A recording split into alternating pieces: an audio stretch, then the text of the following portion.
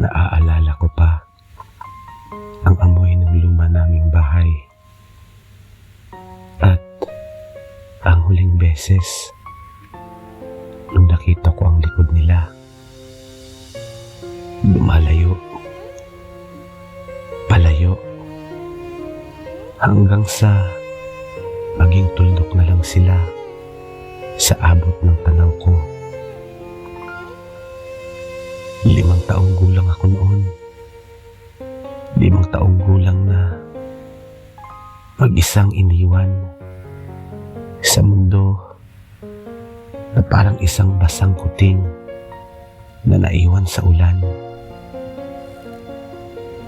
Walang katanungan, walang paliwanag,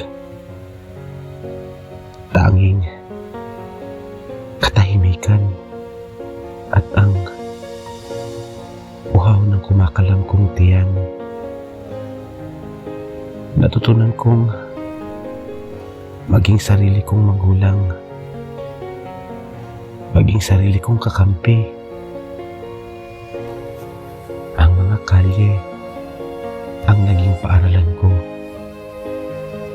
at ang gutom ang naging pinakamahigpit kong guro.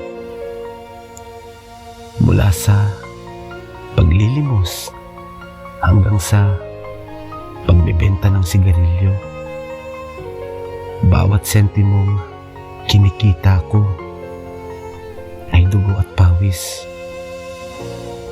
Madalas akong tanungin, saan ka natutong maging matibay? Ang sagot ko, saan pa kundi sa kawalan. Dahil sa kawalan ng pagmamahal, natuto akong mahalin ang sarili ko.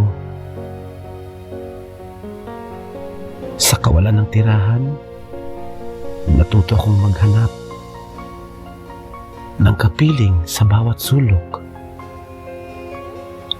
Sa kawalan ng pamilya, natuto akong bumuo ng sarili kong lakas. Ang bawat hindi na narinig ko ay naging gasolina para ipagpatuloy ko ang laban. Ang bawat pagtawa ay naging paalala na may kailangan akong patunayan. Hindi sa kanila o kahit kanino, kundi sa sarili ko. Ngayon, may sarili na akong tahanan. May sarili na akong negosyo. Nagtagumpay ako. Nakabangon ako mula sa putik na iniwan nila. Pero kahit gaano pa kaganda ang aking buhay ngayon, may bahagi pa rin sa puso ko na laging may butas. Isang butas na kahit kailan ay hindi napunan ng presensya ng isang ina o ama. Minsan, kapag tahimik ang gabi, naiisip ko pa rin sila. Hindi para magtanong kung bakit, kundi para sabihin, salamat. Dahil sa inyong pag-iwan, natuto akong tumayo sa sarili kong mga paa. Hindi niyo man ako binuo, pero kayo ang nagbigay sa akin ng maraming dahilan para buuin ang sarili ko.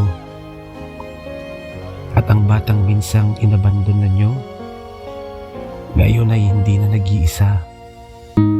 Puno na ang puso ko ngayon ng aral, ng lakas at ng paniniwala na ang bawat pagsubok